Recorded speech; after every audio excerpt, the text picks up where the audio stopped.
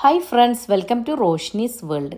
ഇന്നും ഞാനൊരു snacks recipe ആയിട്ടാണ് വന്നിരിക്കുന്നത്. മുട്ട വെച്ചിട്ടുണ്ടാക്കിയെടുക്കുന്ന ഈ സ്നാക്സ് പുറമേ നല്ല ക്രിസ്പിയും എന്നാൽ നല്ല ജ്യൂസി ആയിട്ടുള്ളൊരു സ്നാക്സാണ്. എളുപ്പത്തിൽ ഉണ്ടാക്കുന്ന ഒരു സ്നാക്സ് എന്ന് വിചാരിക്കുമ്പോൾ ഉണ്ടാക്കിയെടുക്കാൻ പറ്റിയൊരു സ്നാക്സ് റെസിപ്പിയാണ്. അപ്പോൾ നിങ്ങൾ ആദ്യമായിട്ട് കാണുന്നതാണെങ്കിൽ ലൈക്ക് ചെയ്യാനും സബ്സ്ക്രൈബ് ചെയ്ത് സപ്പോർട്ട് കൂടെ തരണേ. അപ്പോൾ നമുക്ക് ഈ സ്നാക്സിന് വേണ്ടിയിട്ട് ആദ്യം തന്നെ ഒരു 10 മുട്ട നമുക്കൊന്ന് ബോയിൽ ചെയ്തെടുക്കാം. നിങ്ങൾക്ക് എത്രത്തോളം വേണോ അതിനനുസരിച്ചിട്ട് ബോയിൽ ചെയ്യാം കേട്ടോ. മുട്ട ബോയിലായി വരുമ്പോഴേക്ക് മിക്സിയുടെ ജാറിലോട്ട് ഒരു മുട്ട പൊട്ടിച്ചൊഴിച്ച് കൊടുക്കാം. അതുപോലെ ഒരു നുള്ളു ഉപ്പിട്ട് കൊടുക്കാം. അത് ഒരു ടീസ്പൂണോളം വിനാഗിരി അതല്ലെങ്കിൽ നാരങ്ങാനീര് ചേർത്ത് ഒഴിച്ചു കൊടുത്തതിന് ശേഷം 1/4 ടീസ്പൂണിൻ്റെ പകുതി പഞ്ചസാരയും 1/4 ടീസ്പൂണിൻ്റെ പകുതി കുരുമുളക് പൊടി ഇട്ടിട്ട് ഒന്ന് ബ്ലെൻഡ് ചെയ്തെടുക്കാം. ഇതിപ്പോൾ ഇങ്ങനെ ബ്ലെൻഡ് ചെയ്തെടുത്തതിന് ശേഷം ഇതിലോട്ട് ഓയിൽ ഒഴിച്ച് കൊടുക്കാം. ഓയിലിൻ്റെ കണക്ക് ഞാൻ പറയുന്നില്ല, നല്ല തിക്ക് കൺസിസ്റ്റൻസി ആവുന്നവരെ ഓയിൽ ഒഴിച്ച് അടിച്ചെടുക്കാം. മയോണൈസ് തയ്യാറാക്കുന്ന കേട്ടോ. അപ്പോൾ ഇതിൻ്റെ ഫുൾ വീഡിയോ ഞാൻ ഇതിന് മുൻപ് അപ്ലോഡ് ചെയ്തിട്ടുണ്ട്, മയോണൈസ് ഉണ്ടാക്കുന്നത്. അതുപോലെ ഞാൻ ഇതിലോട്ട് ഒരു അല്ലി വെളുത്തുള്ളി കൂടെ ചേർത്ത് കൊടുത്തിട്ടുണ്ടായിരുന്നു. അതിൻ്റെ ക്ലിപ്പ് എന്നോട് മിസ്സായി പോയതാണ് കേട്ടോ. അപ്പോൾ ഈ ഒരു കൺസിസ്റ്റൻസിയിൽ വേണം നമുക്ക് മയോണൈസ് തയ്യാറാക്കിയെടുക്കാൻ. നല്ല കുറച്ചൊരു തിക്കിൽ തന്നെ നിന്നോട്ടെ കേട്ടോ. ഇനി നമുക്ക് വേറൊരു ബൗളിലോട്ട് ഒരു മുട്ട കൂടെ പൊട്ടിച്ചൊഴിച്ച് കൊടുക്കാം. അതിലോട്ട് ഒരു നുള്ളു ഉപ്പ് ഇട്ടിട്ട് ജസ്റ്റ് ഒന്ന് മിക്സ് ചെയ്തെടുക്കുക. മഞ്ഞയും വെള്ളയും ഒന്ന് മിക്സായി കിട്ടിയാൽ അത് അങ്ങോട്ട് മാറ്റി വെക്കാം. അപ്പോഴേക്ക് മുട്ട പുഴുങ്ങിയെടുത്തിട്ടുണ്ട്. അത് നല്ല ക്ലീൻ ചെയ്തെടുത്തിട്ട് നേരെ പകുതിയാക്കിയിട്ട് കട്ട് ചെയ്തെടുക്കാം. എന്നിട്ട് ഇതിൻ്റെ ആ മഞ്ഞയും വെള്ളയും പാർട്ട് സെപ്പറേറ്റ് ചെയ്തെടുക്കണം കേട്ടോ. ഇതുപോലെ ആക്കിയെടുത്തതിന് ശേഷം ഞാൻ എല്ലാം ഇതേപോലെ തന്നെ മഞ്ഞയും വെള്ളയും സെപ്പറേറ്റ് ചെയ്തെടുക്കട്ടെ. കംപ്ലീറ്റും വെള്ളയും മഞ്ഞയും മാറ്റിയെടുത്തിട്ട് ഇതങ്ങോട്ട് മാറ്റി വെക്കാം. ഇനി ഈ മഞ്ഞയുടെ പാർട്ട് നന്നായിട്ട് അത് ഒട്ടും കട്ടയില്ലാതെ നമുക്കൊന്ന് സോഫ്റ്റ് ആക്കിയിട്ട് മാറ്റിയെടുക്കണം. ഇതുപോലെ സോഫ്റ്റ് ആക്കിയിട്ട് തന്നെ എടുക്കണേ, ഒട്ടും കട്ട ഉണ്ടാകാൻ പാടില്ല. ഇനി ഇതങ്ങോട്ട് മാറ്റി വെക്കാം. ഇനി ഒരു ടേബിൾ സ്പൂൺ ഓയിൽ ഒരു പാനിലോട്ട് ഒഴിച്ചു കൊടുക്കുക. എന്നിട്ട് 2-3 പച്ചമുളക്, എരിവിന് ആവശ്യമായിട്ട് കുട്ടികൾക്കൊക്കെ കൊടുക്കുന്നതാണെങ്കിൽ എരിവ് കൂടണ്ട കേട്ടോ. അപ്പോൾ ഇനി അതിലോട്ട് ഒരു വലിയ ഉള്ളി ചെറുതാക്കിയിട്ട് കട്ട് ചെയ്തെടുക്കുക. ഇതും നല്ല ചെറുതായിട്ട് തന്നെ കട്ട് ചെയ്തെടുക്കാൻ ശ്രദ്ധിക്കണേ, കാരണം നമ്മൾ ഫില്ല് ചെയ്യുമ്പോൾ അല്ലെങ്കിൽ പിന്നെ ബുദ്ധിമുട്ടാവും. ഇനി ഉള്ളി പെട്ടെന്ന് വഴറ്റിയിട്ടാൻ വേണ്ടിയിട്ട് എപ്പോഴും ചെയ്യുന്ന പോലെ ഒന്നുള്ള ഉപ്പ് ഇട്ടിട്ട് നന്നായിട്ടൊന്ന് വഴറ്റിയെടുക്കാം. ഗോൾഡൻ ബ്രൗൺ നിറവുന്നാണ്ട് ജസ്റ്റ് ഒന്ന് വഴറ്റി കിട്ടിയാൽ മതി കേട്ടോ. ഇനി നമ്മൾ നേരത്തെ ഉടച്ച് മാറ്റി വെച്ച ഈ എഗ് യോക്കില്ലേ, അത് നമുക്ക് ഈ ഉള്ളിയുടെ മിക്സിലേക്ക് അങ്ങ് ഇട്ട് കൊടുക്കാം. എന്നിട്ട് നന്നായിട്ടൊന്ന് മിക്സ് ചെയ്തെടുക്കുക. ആ ഉള്ളിയുടെ പച്ചമുളകിൻ്റെ ഒക്കെ ആ ടേസ്റ്റ് ഈ എഗ് യോക്കിൽ പിടിക്കാൻ വേണ്ടിയിട്ട് ഒന്ന് മിക്സ് ചെയ്ത് കൊടുക്കുക. ഇനി 3 ടേബിൾ സ്പൂണോളം പാലോ അല്ലെങ്കിൽ തേങ്ങാപ്പാലോ, ഞാനിപ്പോൾ സാധാരണ പശുവും പാലാണ് എടുത്തിട്ടുള്ളത്, അത് നന്നായിട്ടൊന്ന് മിക്സ് ചെയ്ത് കൊടുക്കുക. അതുപോലെ ഒരു നുള്ളു ഉപ്പ് കൂടെ ചേർത്ത് കൊടുക്കുന്നുണ്ട്. ഉപ്പ് നേരത്തെ ഇട്ട് കൊടുത്ത് പോരാ. ഇനി ഇതൊന്നിങ്ങനെ പിടിക്കുമ്പോൾ നല്ല ചൂടാട്ടോ. ഒന്നിങ്ങനെ പതുക്കെ പിടിച്ചൊന്നിങ്ങനെ നമുക്കിങ്ങനെ ഉരുട്ടിയെടുക്കുന്ന ഒരു പാകമാവുമല്ലോ. നല്ല ഉരുട്ടിയെടുക്കുന്നില്ല, ജസ്റ്റ് ഒന്ന് നമുക്കൊന്ന് എന്നാലും അങ്ങനെ ചെയ്യാൻ പറ്റുന്ന പാകത്തിൽ ഇതിൻ്റെ ഫ്ലെയിം അങ്ങ് ഓഫ് ചെയ്തിട്ട് ഇതങ്ങോട്ടേക്ക് മാറ്റി വെക്കാം. തണുത്തതിന് ശേഷം ഇപ്പം നന്നായിട്ട് തണുത്ത് വന്നിട്ടുണ്ട്. അന്നേരം ഇതുപോലെ വീണ്ടും അതൊരു തിക്ക് കൺസിസ്റ്റൻസിലാവും. ആ സമയത്ത് നന്നായിട്ട് തണുത്തതിന് ശേഷം മാത്രം മയോണൈസ് ചേർത്ത് കൊടുക്കുക. അത് പ്രത്യേകം ശ്രദ്ധിക്കണേ. തണുക്കാതെ മുട്ടയല്ലേ ചേർത്ത് കൊടുത്താൽ ശരിയാവത്തില്ല, അതുകൊണ്ടാണ് പറയുന്നത് കേട്ടോ. അപ്പോൾ നന്നായിട്ട് ആ എഗ് യോക്ക് തണുത്തതിന് ശേഷം നമുക്ക് ഈ മയോണൈസ് ഇതിലേക്ക് അങ്ങ് ചേർത്ത് കൊടുക്കാം. മയോണൈസ് ഞാനിപ്പോൾ ഒരു മുട്ടയ്ക്ക് ചെയ്തുകൊണ്ട് തന്നെ മുഴുവനും ചേർത്ത് കൊടുക്കുന്നുണ്ട്. അപ്പോൾ നിങ്ങൾ നോക്കി ചേർത്ത് കൊടുക്കുക കേട്ടോ. ലൂസ് കൺസിസ്റ്റൻസി ആയാലും നമുക്ക് ഫില്ല് ചെയ്യുമ്പോൾ അതിങ്ങനെ ഒലിച്ചിറങ്ങി പോകും വഴിയുണ്ട്. അപ്പോൾ അതൊന്ന് ശ്രദ്ധിക്കാം. എന്നിട്ടിപ്പോൾ ഞാൻ മുഴുവനും കംപ്ലീറ്റ് ഇതിൽ ചേർത്തതിന് ശേഷം നന്നായിട്ടൊന്ന് മിക്സ് ചെയ്ത് കൊടുക്കുന്നുണ്ട്. ആ ഉള്ളിയും ആ എഗ് യോക്കും പച്ചമുളക് ഇട്ടിട്ടുണ്ടായിരുന്നല്ലേ, അതൊക്കെ കൂടെ നന്നായിട്ടൊന്ന് മിക്സ് ചെയ്തതിന് ശേഷം ഈ ഒരു കൺസിസ്റ്റൻസിയിൽ മയോണൈസിൻ്റെ അതേ കൺസിസ്റ്റൻസി തന്നെ ആക്കിയെടുക്കുക. എന്നിട്ട് അതങ്ങോട്ട് മാറ്റി വെക്കാം. ഇനി ഒരു മുട്ട നമ്മൾ കട്ട് ചെയ്ത് മാറ്റി വെച്ചില്ലേ വെള്ള, അത് എടുത്തിട്ട് നമുക്ക് മൈദയിലൊന്ന് കോട്ട് ചെയ്തെടുക്കാം. ഇതുപോലൊന്ന് കോട്ട് ചെയ്തതിന് ശേഷം വേണം ആ മുട്ടയിലോട്ടൊന്ന് ഡിപ്പ് ചെയ്തെടുക്കാൻ.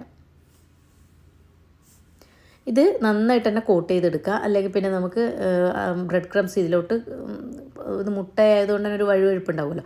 അപ്പോൾ ഇനി ഒന്ന് മുട്ടയിലൊന്ന് ഡിപ്പ് ചെയ്തതിന് ശേഷം ബ്രെഡ് ക്രംസിൽ കൂടെ ഒന്ന് കോട്ട് ചെയ്തെടുക്കുക. മൈദപ്പൊടിയിൽ കോട്ട് ചെയ്തെടുക്കാൻ ശ്രദ്ധിക്കണേ, എന്നാലാണ് നമുക്ക് ഇതിങ്ങനെ എളുപ്പത്തിൽ ചെയ്തെടുക്കാൻ കഴിയും കേട്ടോ. ഇനി കൈയൊന്ന് കഴുകി തുടച്ചതിന് ശേഷം അതേ കൈ കൊണ്ട് ചെയ്യാതെ ഇങ്ങനെ ചെയ്താൽ വേസ്റ്റ് ആവില്ല കേട്ടോ. അപ്പോൾ അതിന് വേണ്ടിയിട്ടാണ്. ഇനി നന്നായിട്ട് കോട്ട് ചെയ്തെടുക്കുക ബ്രെഡ് ക്രംസിൽ. ബ്രെഡ് ക്രംസ് ഉണ്ടാക്കുന്നതിൻ്റെ വീഡിയോ ഞാൻ ഇതിന് മുൻപ് അപ്ലോഡ് ചെയ്തിട്ടുണ്ട്. കണ്ടോ, ഇതുപോലെ ചെയ്തെടുത്തതിന് ശേഷം ബാക്കിയെല്ലാം ഇതേപോലെ തന്നെ ചെയ്തെടുക്കുക. അതുപോലെ ബ്രെഡ് ക്രംസിൻ്റെ വീഡിയോ ലിങ്ക് വേണമെങ്കിൽ ഞാൻ ഡിസ്ക്രിപ്ഷൻ ബോക്സിലിടാം കേട്ടോ. ഇനി വീണ്ടും നേരത്തെ ചെയ്തതുപോലെ തന്നെ മൈദപ്പൊടിയിലൊന്ന് കോട്ട് ചെയ്തെടുക്കുക. വീണ്ടും മുട്ടയിലോട്ടൊന്ന് ഡിപ്പ് ചെയ്യുക. എന്നിട്ട് ബ്രെഡ് ക്രംസിലൊന്ന് കോട്ട് ചെയ്തെടുക്കുക. ഇതിങ്ങനെ ഈ മെത്തേഡ് തന്നെ ചെയ്യാം. ഇപ്പോൾ ഇതാ ഞാൻ ആദ്യം തന്നെ ആ മൈദപ്പൊടിയിലൊന്ന് ഡിപ്പ് ചെയ്തിട്ട് കംപ്ലീറ്റ് എടുത്തതിന് ശേഷം എളുപ്പത്തിന് വേണ്ടിയിട്ട് ഇങ്ങനെ ചെയ്യുകയും ചെയ്യാം കേട്ടോ. ആദ്യം ഒന്ന് മൈദപ്പൊടിയിൽ മുഴുവനൊന്ന് കോട്ട് ചെയ്യുക. എന്നിട്ട് പിന്നെ നമുക്ക് മുട്ടയിലൊന്ന് ഡിപ്പ് ചെയ്തിട്ട് ബ്രെഡ് ക്രംസിലൊന്ന് കോട്ട് ചെയ്തെടുക്കുക. അങ്ങനെ കംപ്ലീറ്റ് ഞാൻ ഇതേപോലെ ചെയ്തെടുക്കട്ടെ.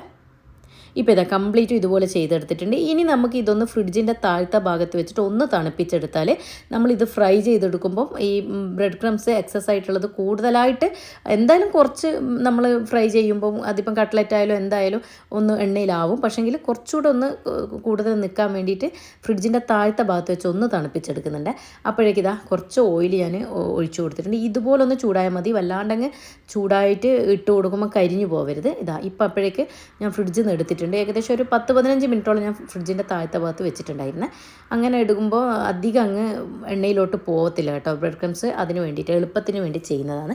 അത് നമ്മൾ കട്ട്ലറ്റൊക്കെ ചെയ്യുമ്പോൾ അങ്ങനെ ചെയ്താൽ എണ്ണയിലോട്ട് ആയിപ്പോവില്ല കേട്ടോ. അങ്ങനെ ചെയ്താൽ മതി. ഫ്രിഡ്ജിൻ്റെ താഴത്തെ ഭാഗത്ത് വെച്ചാൽ മതി. ഇപ്പോൾ ഇത് തിരിച്ചും മറിച്ചും ഇട്ടൊന്ന് ഫ്രൈ ചെയ്തൊക്കെ പെട്ടെന്ന് തന്നെ ആയി കിട്ടും കേട്ടോ. കാരണം ഒന്നാമത് ബോയിൽ ചെയ്ത മുട്ട, പിന്നെ മൈദപ്പൊടിയും മുട്ടയും ഒക്കെ അല്ലേ ഉള്ളൂ. അത് പെട്ടെന്ന് തന്നെ ആയിട്ട് വരും. ഇതുപോലൊരു ഗോൾഡൻ ബ്രൗൺ നിറാവുമ്പോൾ എണ്ണയിൽ നിന്ന് മുഴുവനും ഞാനിങ്ങോട്ട് കോരി മാറ്റുന്നുണ്ട്.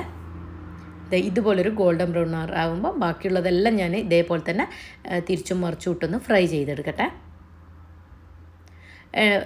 ഫ്ലെയിം താഴ്ത്തി വെക്കാൻ ശ്രദ്ധിക്കണേ. ഒന്ന് ഹൈ ഫ്ലെയിമിൽ വെച്ച് ചൂടായതിന് ശേഷം പിന്നെ ഫ്ലെയിം താഴ്ത്തി വെച്ച് വേണം ഫ്രൈ ചെയ്തെടുക്കാൻ. പെട്ടെന്ന് തന്നെ കരിഞ്ഞു പോകും. കാരണം ഓൾറെഡി കുക്കായതല്ലേ എല്ലാം. അപ്പോൾ ഇനി ഇതാ ഗോൾഡൻ ബ്രൗൺ നിറാവുമ്പോൾ ഇതിങ്ങോട്ട് എണ്ണയിൽ നിന്ന് മാറ്റാം. പെട്ടെന്ന് തന്നെ ഉണ്ടാക്കിയെടുക്കാൻ പറ്റിയ സ്നാക്സാണ് കേട്ടോ. ഇപ്പോൾ ഇതാ കംപ്ലീറ്റ് ഞാൻ ഫ്രൈ ചെയ്തെടുത്തിട്ടുണ്ട്. ഇതുപോലെ ഒന്ന് ആയിക്കിട്ടി ഷേപ്പ്. ഇനി ഇത് നമുക്ക് കണ്ടോ, പുറമേ നല്ല ക്രിസ്പി ആയിരിക്കും. എന്നാൽ നമ്മൾ ഈ ഫില്ലിങ് കൂടെ വെക്കുമ്പോൾ നല്ലൊരു ജ്യൂസി ആയിരിക്കും കേട്ടോ. നല്ല സൂപ്പർ ടേസ്റ്റ് ആയിരുന്നേ. അപ്പോൾ ഇതാ ഇത് നന്നായിട്ട് ഒന്നുകൂടെ ഒന്ന് മിക്സ് ചെയ്ത് കൊടുക്കുക. നമ്മളെ ഫില്ലിങ് അത് മിക്സ് ചെയ്തതിന് ശേഷം തണുത്തതിന് ശേഷം എന്ന് വെച്ചാൽ മുട്ട ഫ്രൈ ചെയ്ത് വിട്ട് ഒന്ന് തണുത്തതിന് ശേഷം നമുക്ക് ഇതിലോട്ട് ഫില്ലിങ് കൂടെ വെച്ച് കൊടുക്കാം. കണ്ടോ, നല്ലൊരു ഭംഗിയില്ലേ, കാണാൻ മാത്രമല്ല നല്ലൊരു ടേസ്റ്റും ആയിരുന്നു കേട്ടോ. കുട്ടികൾക്കൊക്കെ ഏറെ ഇഷ്ടമാവും. അപ്പോൾ നിങ്ങൾ ഇതെന്തായാലും ഒന്ന് ട്രൈ ചെയ്ത് നോക്കണേ. അപ്പോൾ ഞാൻ ബാക്കിയുള്ളതെല്ലാം ഇതേപോലെ തന്നെ ഫില്ല് ചെയ്തെടുക്കട്ടെ.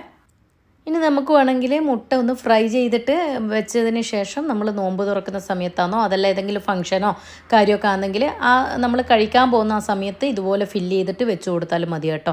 ഇപ്പോൾ ഇതാ കംപ്ലീറ്റ് ഞാൻ ഫില്ല് ചെയ്തെടുത്തിട്ടുണ്ട്. നല്ലൊരു ടേസ്റ്റ് ആയിരുന്നു കേട്ടോ. പുറമേ നല്ലൊരു ക്രിസ്പിയും എന്നാൽ നല്ല ജ്യൂസി ആയിട്ടുള്ള സ്നാക്സാണ്.